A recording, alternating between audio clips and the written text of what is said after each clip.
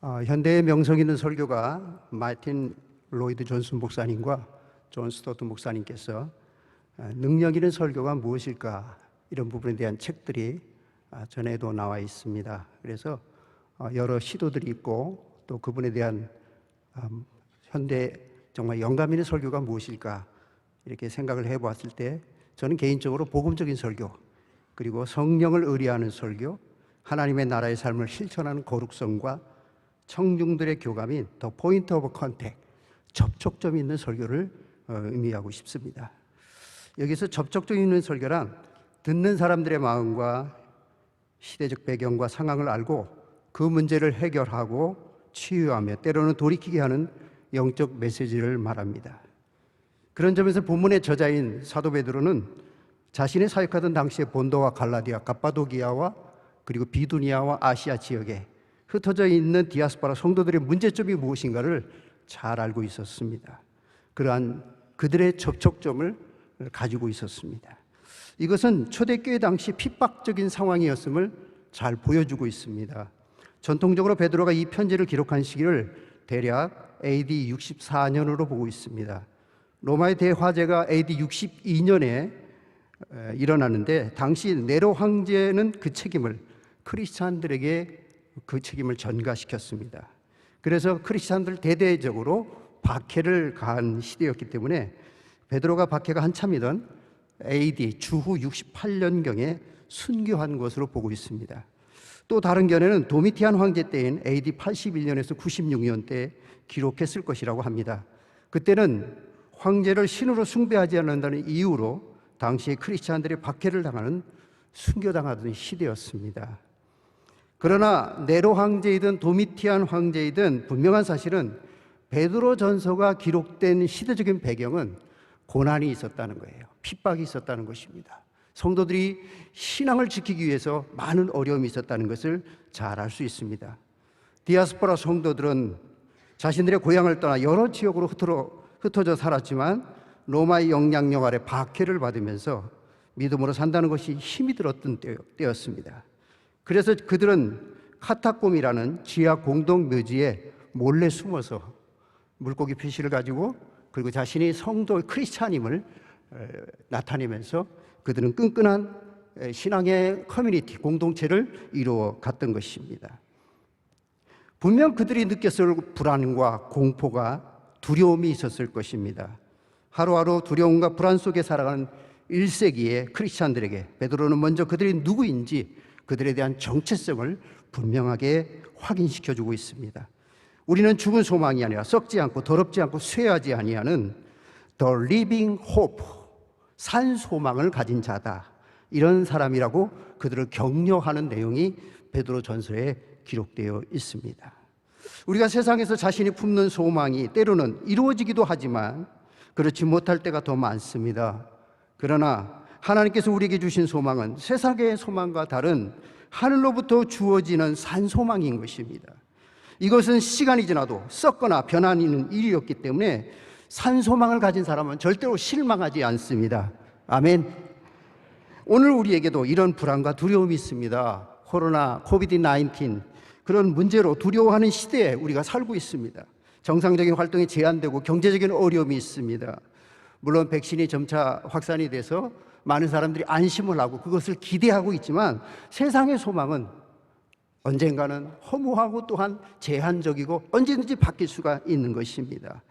그러나 이 불확실한 미래 시대 속에 우리에게 산소망 되신 예수 그리스도만이 우리의 증거가 되고 우리의 능력이 되고 우리 삶의 위로가 된다는 것을 믿으시기 바랍니다. 6절입니다. 그러므로 너희가 이제 여러 가지 시험으로 말미암아 잠깐 근심하게 되지 않을 수 없으나 오히려 크게 기뻐하는도다. 당장의 눈앞에 있는 여러 가지 어려움들로 인하여 힘들고 괴롭지만 하나님께 주시는 산소망을 붙드는 사람은 결국에는 하늘의 기쁨이 있기에 감사할 수밖에 없습니다. 그러므로 우리는 내가 누구인지 나의 정체성을 알아야 합니다. 우리가 하늘의 소망을 두고 사는 자들에게 세상이 주는 소망, 세상이 줄 수 없는 주님 안에서 얻어지는 믿음의 실제가 있어요. 여러분 믿습니까? 믿음의 실제. 정말 하나님께서 예수 그리스도가 나의 왕이 되시고 주인이 되시고, 그렇기 때문에 우리는 어떤 상황을 만나도 담대할 수 있고 사랑할 수 있고 긍정적으로 볼 수 있고 그리고 감사할 수 있고 찬양할 수 있는 것입니다. 그럼 오늘 본문에서 산소망의 믿음을 지닌 우리는 어떤 것을 배울 수 있을까요? 첫째로 생각할 수 있는 것은 고난은 불로 단련된 정금보다도 귀한 것이기에 유익하게 된다는 거예요.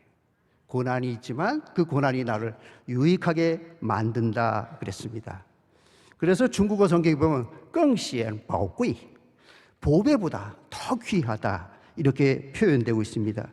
그리고 그 중국어 성경에 빼이라는 동사를 쓰고 있습니다. 빼이라는 동사는 타동사입니다.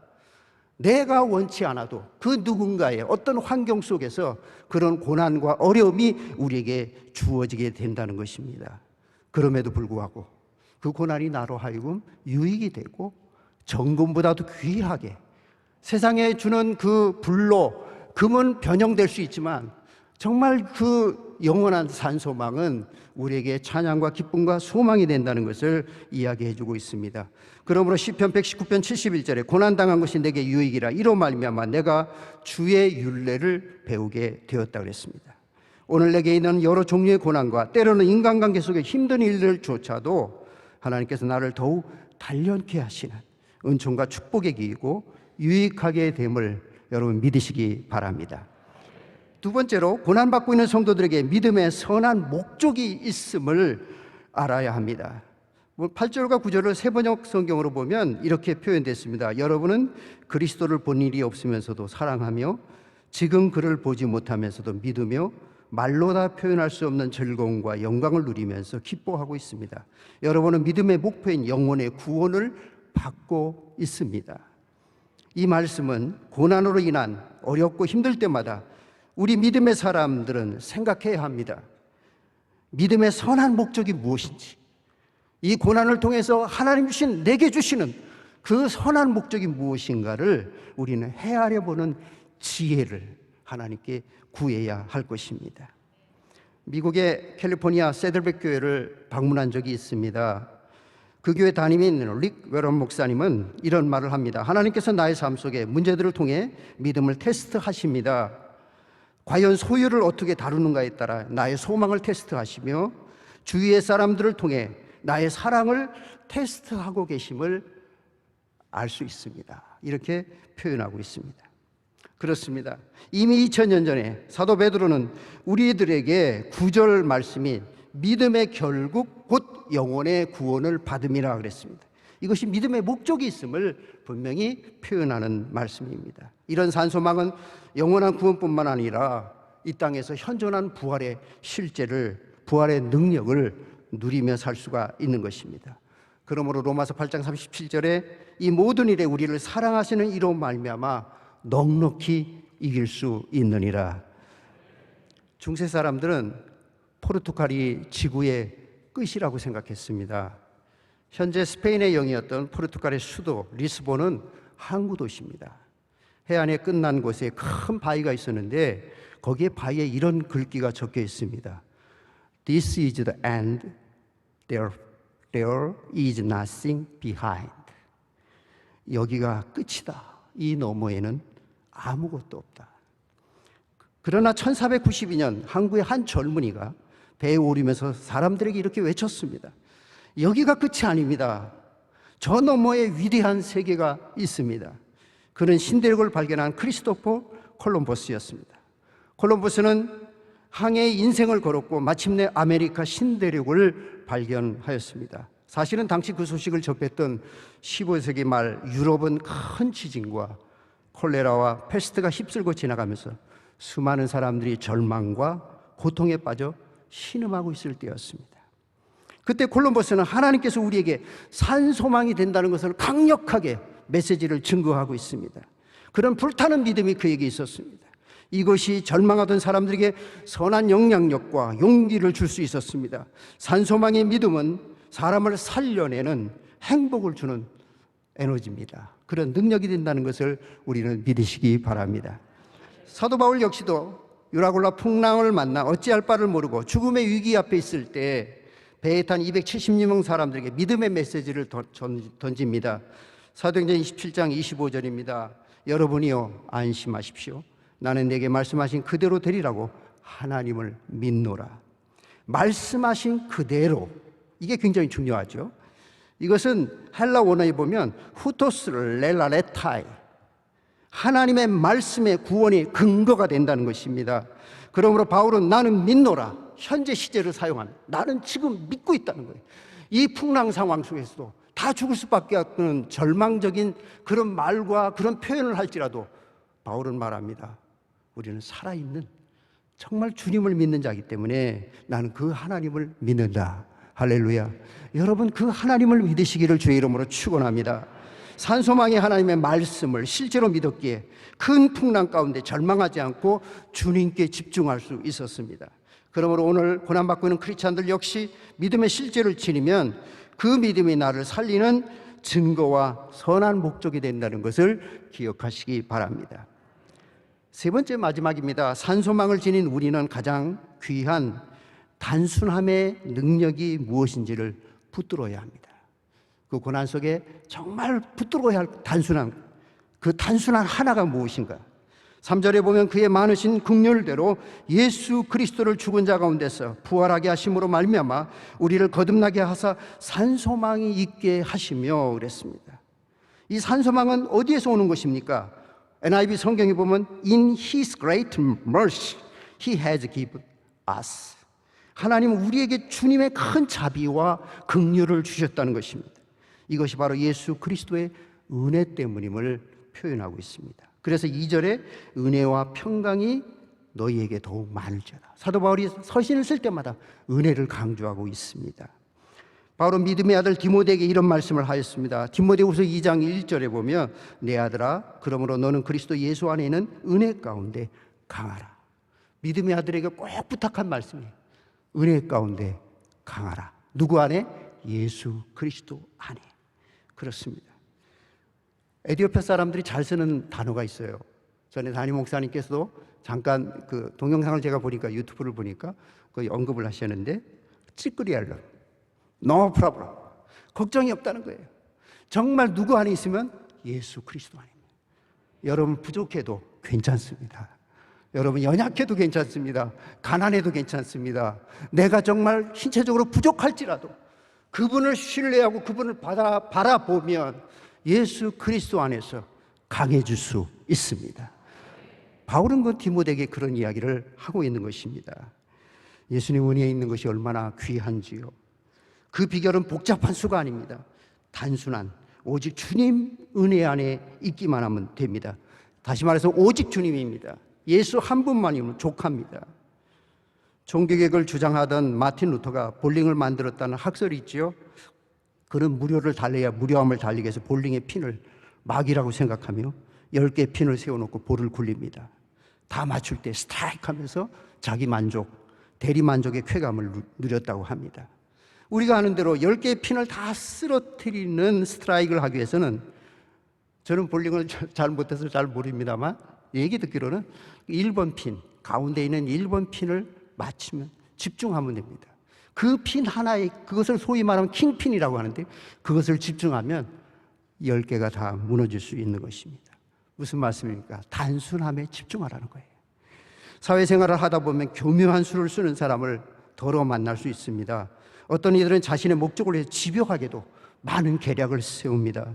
하지만 믿음의 사람은 똑같이 많은 수로 이기는 것이 아니라 오직 한 가지 수, 하나님의 지혜와 성령의 인도를 따라 사는 것입니다. 이것이 단순함의 능력입니다. 솔로몬을 보십시오. 처음에는 단수의 사람이었습니다. 오직 하나님께만 집중하고 바라보았습니다. 그래서 하나님을 향한 1000번제를 드렸습니다. 단순한 사람이었기 때문에. 그런데 하나님이 그에게 지혜를 주셨는데, 그의 말년에 많은 외교의 수, 군사의 수를 쓰다가 넘어지게 되었습니다. 수가 많아지니까 오히려 약해지게 된 것입니다. 여러분, 정말 살리는 단순함이 무엇일까요? 이것은 복음의 능력이에요. 오직 그분께 집중하는 것입니다. 사도 바울이 늘 그랬고, 또한 다윗도 항상 그 고난 중에, 피신하는 중에도, 사울의 쫓김을 받은 상황에도 하나님께 바라봤어요. 하나님만을 의지했습니다. 그 단순함에 집중할 때 하나님께서 다윗을 보호하셨던 것입니다. 사도행전 6장에 초대교회 당시 헬라파 유대인들이 과부들의 구제의 대상이 빠지고 이 일로 시끄러울 때 사도들은 무엇을 하였을까요? 바로 시끄러운 문제 앞에 반응하거나 변명하지 않고 7 집사를 세우며 오직 말씀과 기도하는 일에 전무했던 것입니다. 한 가지, 그 단순함입니다. 여러분, 단순함의 능력을 아십니까? 오늘 이 시대는 복잡한 문제 해결로 인하여 더 하나님께 가까이 나가기보다는 사람의 방법으로 자꾸 해결하려고 합니다. 그러면 정말 일이 더 꼬이게 되는 것이죠. 사도 바울이나 베드로가 짧은 기간에 그렇게 많은 능력 있는 일들을 감당할 수 있었던 비결이 무엇일까요? 그 비밀은 철저히 하나님의 말씀 앞에, 그리고 복음의 능력 앞에 단순함의 능력을 지녔기 때문입니다. 원로 목사님께서, 또한 담임 목사님께서 2019년 10월 달에 이제 에티오피아로 가서 잘 사역을 하십시오 하고 파송장을 건네주시고, 그리고 격려해 주시고 기도해 주시고, 여러분 많은 성도님들이 기도했습니다. 저는 이제 중국에서 사역을 하다가 이제 에티오피아라는 생소한, 늘 말씀을 들었지만 그 땅에 가게 되는데 기대 반 설렘도 있었지만 한편으로는 두려움이 있었습니다.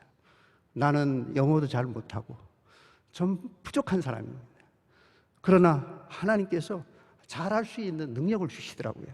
내가 뭐 젊은 사람도 아니고 이제는 정말 부족한 가운데 있지만, 그러나 그 채플실, MCM 병원 채플실에서 5명의 스태프들과 현지 목사, 현지 전도사님들, 그리고 사회복지사 이렇게 늘 교제하고, 또 집사람하고 함께 성경 리딩 바이블 하고 디스커션을 하고, 그러면서 또 영어 설교도 하게 되고, 하나님께서 세워주시는 거예요. 이렇게 쫙 세워주시는 것들을 경험하게 되는 거예요. 그래서 우리 채플 멤버들한테 그랬습니다. 나를 봐라. 나는 부족한 사람인데 정말 그리스도와 은혜 안에 정말 강해질 수 있다는 것을, 내가 자랑이 아니라 나는 하나밖에 못했지만 나머지 9개 부분은 하나님께서 하시는 것을 저는 믿고 있습니다. 사랑하는 여러분, 히브리 6장 19절에 우리가 이 소망을 가지고 있는 것은 영혼의 닭과 같아서 튼튼하고 견고하며 휘장 안에 들어간다고 했습니다. 얼마나 놀라운 일입니까? 이런 산소망이 있기에 우리는 그 어떤 풍랑도 영혼에 닷을 달고 넉넉하게 소원의 항구로 나아갈 수 있습니다. 기도하겠습니다. 하나님 아버지, 고맙습니다. 부족한 저희들에게 오늘 새벽을 기도로 열고 예배로 열 수 있게 해주심을 감사합니다. 주신 하나님의 말씀을 마음판에 새기고 이 땅을 정복하며 믿음으로 맞짱을 뜨며 세상을 이길 수 있는 용기와 능력이 산소망 되신 주님이 왕으로 우리 안에 계심을 믿기에 그 어떤 시련의 고난의 시기에도 넉넉히 이길 줄 믿습니다. 코로나의 위기 속에도, 정말 정치 경제 모든 상황이 안 좋은 상황 속에서도 믿음의 성도들은 위축되지 아니하며 하나님 바라보고 예수 그리스도 안에, 오직 주님 안에 모든 것을 이기며 살 수 있도록 지혜의 영혼을 함께하여 주시옵소서. 이제는 우리 주 예수 그리스도의 은혜와 하나님 아버지의 크고 놀라우신 사랑하심과 우리 안에 산소망의 영으로 역사하시고 함께하시는 보혜사 성령님의 감화와 감동과 충만과 교제하심이 오늘 주께와 새벽을 열며 기도하는 모든 성도들 머리 위에, 또 이 아름다운 성전, 이 명성교회 원로 목사님, 담임 목사님, 모든 성도님들, 세계 열방을 향한 선교사님들 위해 이제로부터 영원토록 함께 하시기를 간절히 축원하옵나이다. 아멘.